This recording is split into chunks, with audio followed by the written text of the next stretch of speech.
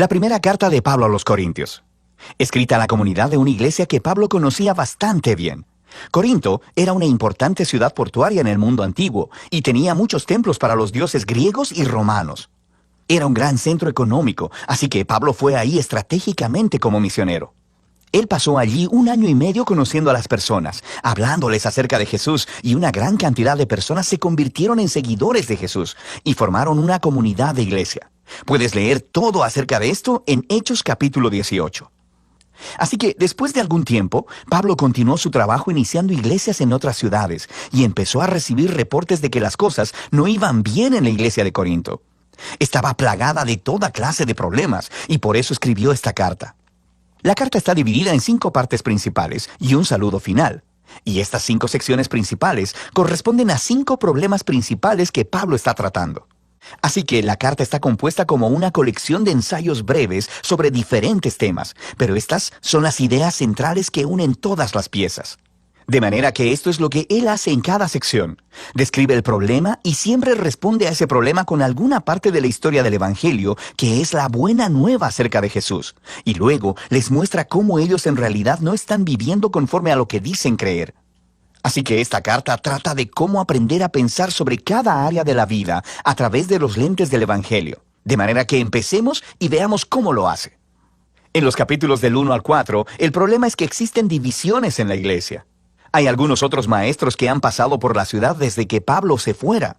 Un hombre llamado Apolos, luego Pedro, los miembros habían elegido a sus maestros favoritos y se habían convertido en fanáticos alrededor de esos líderes, empezando a hablar mal y a faltarle el respeto a los hermanos que favorecían a otro líder o maestro. Así que la respuesta de Pablo a esto es un poco sarcástica y aguda.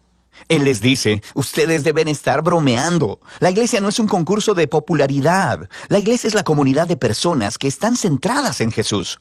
Sus líderes y maestros son simplemente siervos de Jesús.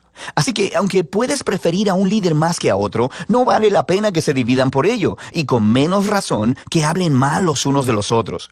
El centro de la iglesia es Jesús, las buenas nuevas sobre quién es Él y sobre lo que Él ha hecho. En los capítulos del 5 al 7, Pablo trata con un problema relacionado al sexo. Había varias personas acostándose con otros en la iglesia.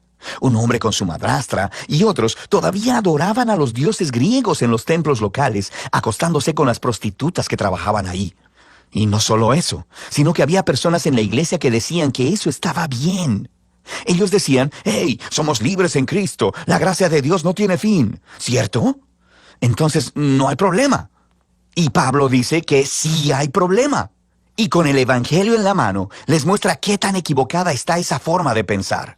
Él les dice, recuerden que primero que nada, Jesús murió por sus pecados, incluyendo la ruina de las relaciones rotas causadas por la inmoralidad sexual. Así que, si eres cristiano, la integridad sexual es una de las principales formas en las que respondemos al amor y a la gracia de Jesús.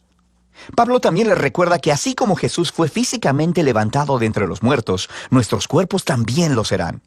Lo que esto significa es que si tu cuerpo está siendo redimido por Jesús, tanto ahora como en el futuro, lo que haces con tu cuerpo sí importa. Importa mucho. Y tu cuerpo no es tuyo para que hagas con él lo que quieras. Pablo está siendo muy claro. Ser un seguidor de Jesús involucra no comprometer tu integridad sexual. En los capítulos del 8 al 10, el problema es sobre la comida. Pero no solo acerca de preferencias sobre la comida, como por ejemplo, ¿te gustan o no te gustan ciertos alimentos?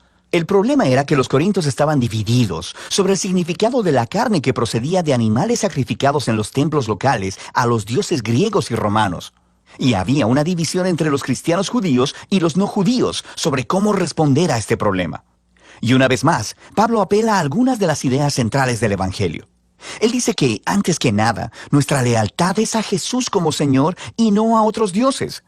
Así que, si estás en una situación en la que hay carne que ha sido dedicada a otros dioses y hay personas alrededor que podrían verte y concluir pensando, «Oh, mira a los cristianos, adoran a Jesús y también pueden adorar a otros dioses», Pablo dice que si esa es la situación, no comas la carne.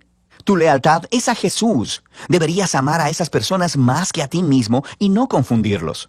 Pero Pablo rápidamente complementa esta idea y dice, escuchen, como cristianos creemos que Dios es el creador de todas las cosas, incluyendo ese animal. Y creemos que los ídolos del templo son solo pedazos de madera y de piedra. Así que, si no hay nadie alrededor tuyo que malinterprete tus acciones y tienes hambre, come. Como nueva persona en Cristo, eres libre de seguir tu conciencia en estas situaciones debatibles. ¿Qué hace que esté bien comer en una situación y no en la otra? El principio central es el amor. El amor se negará a sí mismo y buscará el bien de los demás. Y el amor de Dios, está en el centro del Evangelio. Amor es lo que Jesús hizo cuando murió por nosotros. Así que Pablo dice que eso es lo que los cristianos deben hacer por otras personas. En los capítulos del 11 al 14, Pablo continúa y ahora lidia con los problemas en la reunión semanal de adoración. Había algunas personas que estaban teniendo experiencias espirituales muy poderosas en la reunión. Así que empezarían a hablar en lenguas desconocidas en voz alta. Había otras personas que empezaban a compartir una enseñanza o una palabra del Señor, y luego alguien se pondría de pie y los interrumpiría porque también querían compartir algo. Y todo era muy caótico. Se estaba distrayendo a las personas, especialmente a los visitantes, de escuchar el Evangelio. Especialmente a los visitantes. Así que en estos capítulos, Pablo les ayuda a pensar primero acerca del propósito de la reunión, para así ayudarles a ver qué clase de comportamientos eran los adecuados. Les dice que la reunión es un lugar donde el Espíritu de Dios debe obrar a través de todos, y esto debe suceder de forma unificada. De manera que desarrolla la genial metáfora sobre la iglesia como un cuerpo humano. El cuerpo es uno solo, pero tiene todas estas diferentes partes, y cada parte cumple un rol único e importante. Así que empieza a nombrar una variedad de cosas que el Espíritu hace a través de las diferentes personas. Todo para edificación de la iglesia. Esta es una frase clave en estos capítulos. Y Pablo concluye que lo más importante en una reunión debe ser un concepto central del Evangelio: el amor de Dios. El amor es la palabra clave en estos capítulos también. El amor llevará a cada persona en la reunión a cumplir su rol de servir y a buscar el bienestar de los otros. Así que Pablo aplica todo esto a los problemas de los corintios.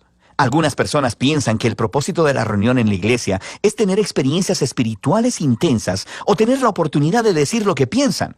Y Pablo dice: escuchen, a mí me encantan las experiencias poderosas de oración, pero si distraen a otras personas o las espantan, yo debería detenerme porque me estoy amando más a mí mismo que a esas personas. La reunión centrada en Jesús debería ser ordenada para que todos puedan aprender, cantar, adorar y escuchar a Dios cuando les hable. El último problema que Pablo aborda es el asunto de la resurrección y de la esperanza futura para los seguidores de Jesús. Había algunas personas en la iglesia que estaban diciendo que la idea de la resurrección es ridícula y no es realmente importante para los cristianos. Y Pablo reacciona fuertemente acerca de esto. Él comienza diciendo que la resurrección es una parte indispensable del Evangelio. Creemos en ella por los cientos de testigos oculares que vieron a Jesús vivo en un cuerpo físico después de haber sido ejecutado públicamente por los romanos. Si Jesús no se levantó de los muertos, dice Pablo, entonces su muerte fue insignificante. Todos estamos todavía perdidos en nuestros pecados y egoísmos, y deberíamos simplemente dejar de ser cristianos. Luego, Pablo muestra en detalle cómo la resurrección fue la victoria de Jesús sobre la muerte y la maldad, y cómo es una fuente de vida y poder para nosotros ahora en el presente, y cómo es una promesa de esperanza futura para todo el mundo. Es debido a la resurrección que tenemos una razón para unirnos alrededor de Jesús. Es la razón por la que tenemos una motivación para la integridad sexual. Es la fuente de poder para amar a otras personas más que a nosotros mismos. Y al final de todo, es nuestra esperanza para la victoria sobre la muerte. Así que Pablo concluye: creemos que Jesús fue levantado de entre los muertos, lo que significa que el Evangelio no es solo consejos morales o una receta para la espiritualidad privada. Es un anuncio acerca de Jesús, quien abre una realidad completamente nueva. Y de eso se trata Primera de Corintios: ver cada parte de la vida a través de los lentes del Evangelio.